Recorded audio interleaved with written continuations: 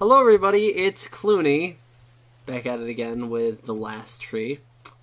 And, yeah, so let's just get into it. But, no, when I was growing up, YouTube became my escape fantasy. And it wasn't just an escape fantasy, it was what I wanted to do. Because when I had lost that family member, I had just had this overwhelming sensation of just, I don't know, I was just so emotionally destroyed and wrecked that I had trouble just enjoying myself. Even enjoying video games, because video games were a pastime that I shared with that person. So when I lost them, it became a case of, well, I don't know how to enjoy this anymore as much. Like, I still played games, but they felt more like a chore. Like, something to keep my mind off of the pressing matter at hand. The grief, rather.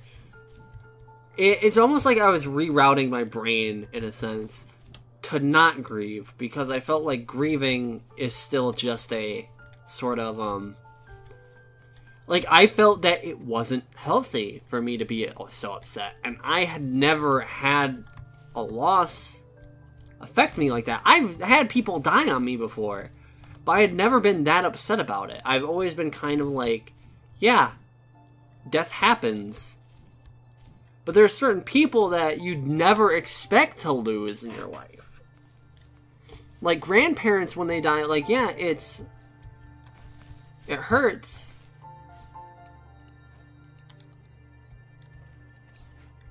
I don't know what it's asking me to do here.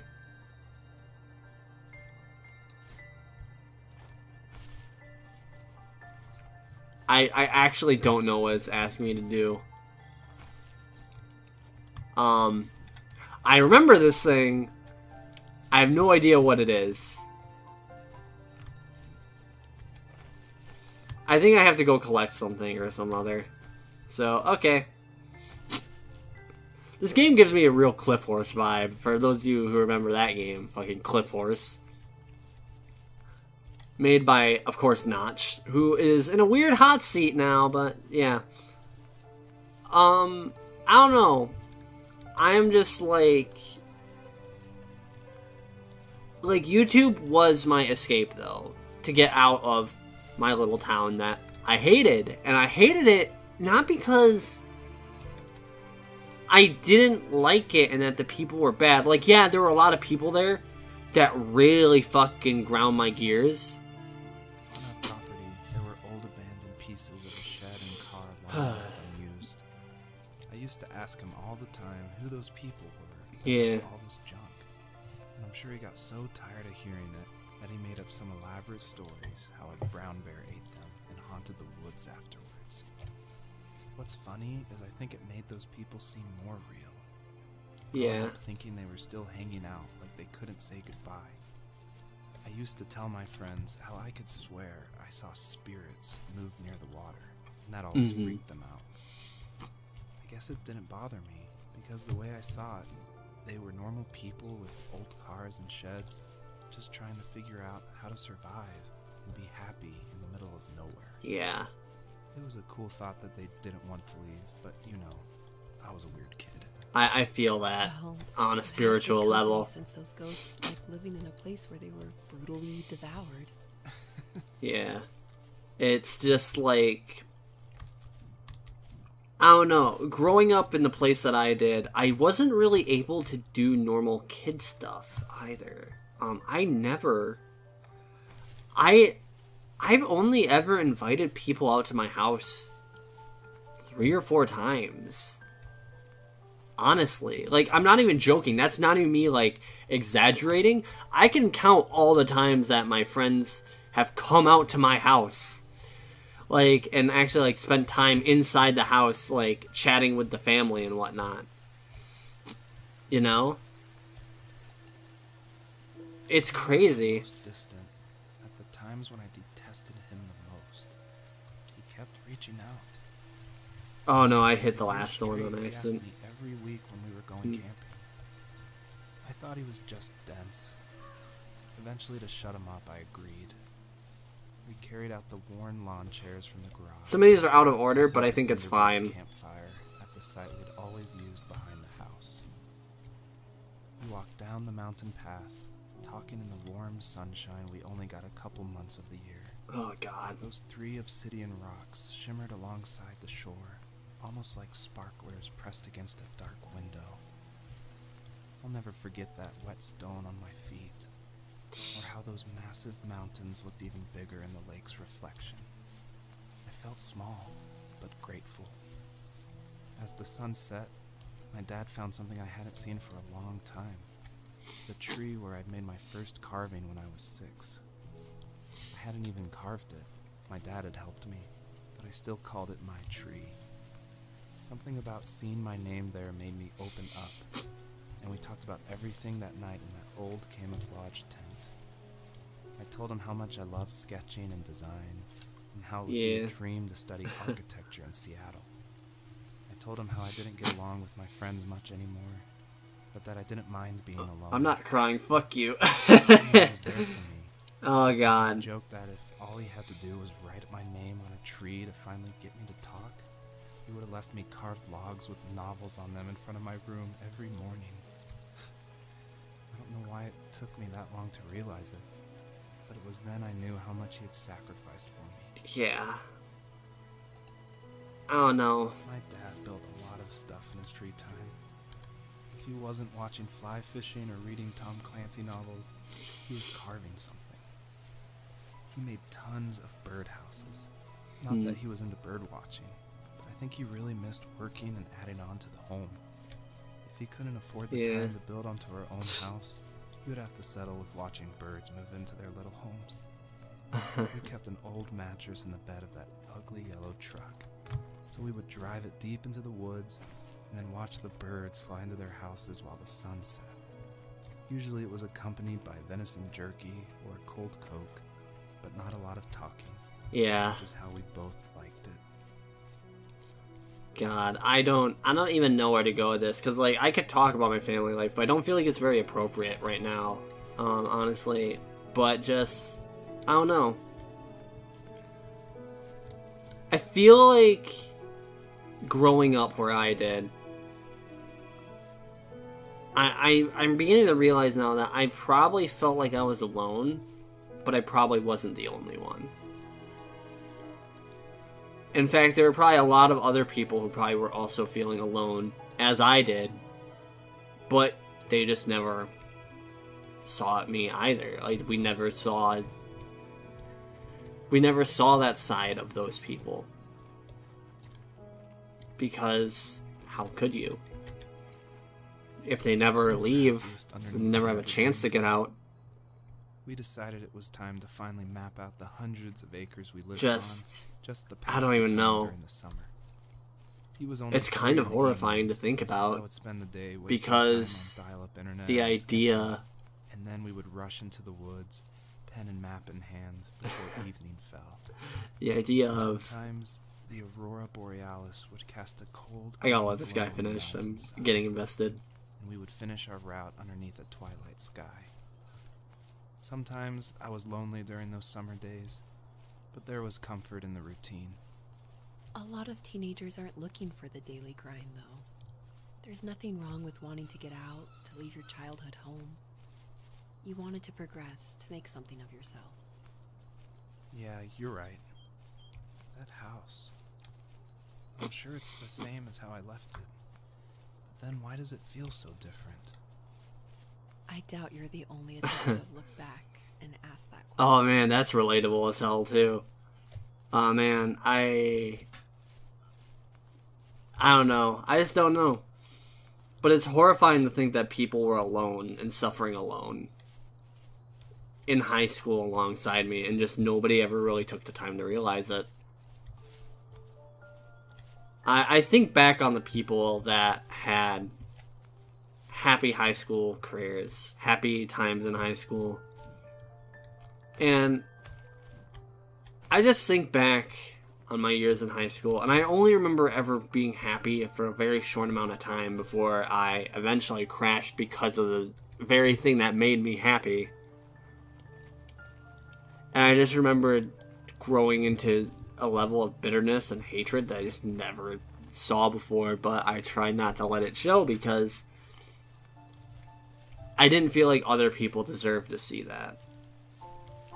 Not deserved, but get hit by that level of just pure, uncontrolled, just...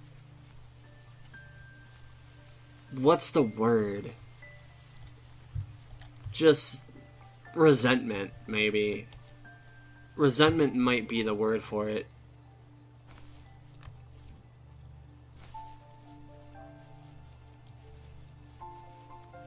Because it's so disheartening. And maybe this is a flaw on my part, but like it was so disheartening to see everyone else having just some of the best times of their life in high school while I was like just kind of there. I figured it out. Okay. While I was just kind of sitting alone, unable to do anything because I was terrified of a lot of things. I was terrified to drive, for Christ's sake. Because driving was scary. It was a scary thing. It was very hard for me to actually get up and... like, I just got my driver's license, and I'm so happy that I did, because it finally means I finally conquered the scariest part of my life for a while, was learning how to drive, because that sort of is terrifying, you know, when you have to do the very thing that had a part in what might have sent you down this spiral of just sadness and just loss. It's hard. It's genuinely hard to do, and a lot of people didn't get it. You know, I know that a lot of my family members didn't exactly get it, I don't think. Like, they understood why, but they never understood why it was so... why it was so debilitating for a while. Because I literally would come home from driving with my family and pass out crying because I was, like, just so overwhelmed by the fear of all of it. It was awful. It was horrendously bad, and I don't know how else to describe it, because if you don't have a phobia or fear of that caliber, you're just not gonna get it. You know? Like, you're just not. And that's fine, like, if you don't get it. But it's also, like, it's kind of isolating. It's kind of scary. This idea that you don't really know what you can do. Or, rather, you're so afraid of something that is so integral to living in the area that you do, you don't know where your life's gonna go. And now that I actually have my license, I have so much freedom, but that freedom isn't even really freedom in my eyes. Because now I'm just gonna be, you know, I'm still gonna be doing stuff, but I'm still not gonna feel able to do stuff. You know? I'm still not gonna feel as... how should I say? Effective or good at doing things because of the fact that I'm just in such a weird area of my life that I don't know where I'm even gonna go. I've wanted to do YouTube for so long and have a channel for so long that is successful and helps people with their shit and what they're dealing with. But it's just hard to do that because, you know, people don't care. You know, like, these big YouTubers have all the area and have all the stuff. I'm not saying, like, oh, it's big YouTubers' fault, or it's YouTube's fault for my channel's growth. It's my fault, too, because I haven't been uploading as much. But it's also just disheartening when you see all these other YouTubers who get away with horrendous shit. And then you upload a video and it gets taken down because someone false claimed you because, hey, it's a small YouTuber, what are they gonna do? And what am I gonna do? It's funny because I got my first copyright claim on my other channel recently, and it's just, like, so stupid on where it got claimed from because it got claimed from E3 footage from 2005. Fucking E3 footage from 14 years ago. And it was still Nintendo doing it. And it's like, really? Are we really gonna do that? The thing has to be somewhere around here, doesn't it? Like, it has to be. I'm trying to find this rock that I missed, and I just have no idea where it is. And it's just this big forest that's super open, and oh man. Like, that's my one problem with this game, is that sometimes it's hard to find the MacGuffin that you need. But oh well, unless I just happened to miss it up here. No, I did not. God, where could it even be? Is that it right there? Wait a minute. Is that actually it?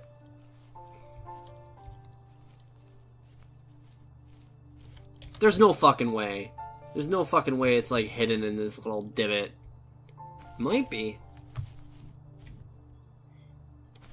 It might actually be. No, but there are stars, so that's good. That tells me that there's something over here. But no, just like, I don't know. Like, the idea that my channel got copyright claimed for something that should just be, like, not even, like, copyright claimable, but yet it was. Like, I can't believe that trailers are subject to copyright. That's fucking crazy to me. Even gameplay footage, I can't believe is sometimes subject to copyright. Like, I get for certain games, but, like, there's so many times where it's like, why did I get claimed for that? And luckily, I don't get claimed that often. I expect these videos to be claimed, honestly. And if they're not, oh boy, that's a fucking miracle. But, like, I do not expect these videos to stay, like, unclaimed for very long. Because they just... the music in these games are being claimed. You know, like, the music in these games are copyright. So, I don't know. It's weird, and it's a weird situation to be in. YouTube is a very weird game to play. But, you know, it is what it is. Yeah, this is where the fucking stone is. Is there a thing I can dig up around here, too? Nope.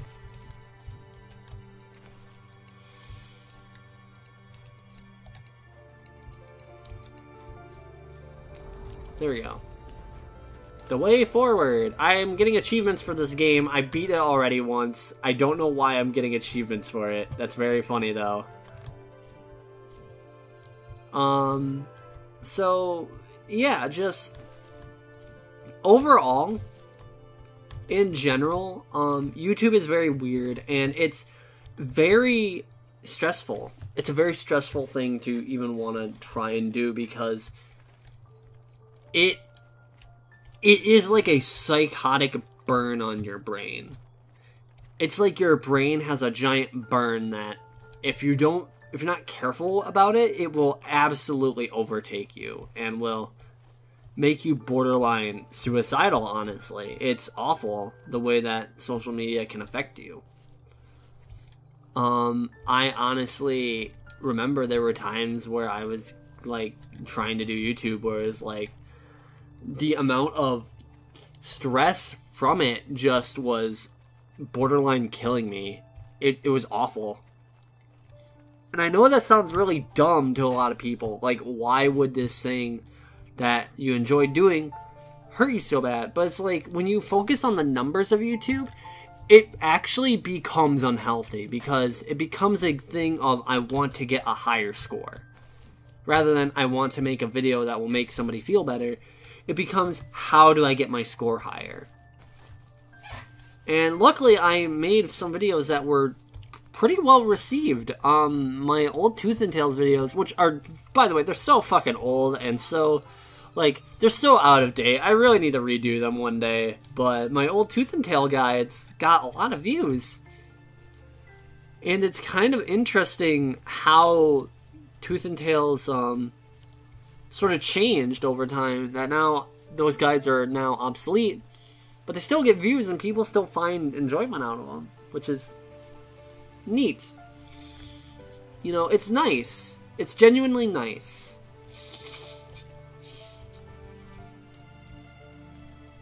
But yeah, I don't know. It's a hard thing to talk about in general with YouTube, though, because YouTube, I feel like, is something that you sort of have to be just open to. Like, you have to just be open to the fact that things might not be the most positive all the time.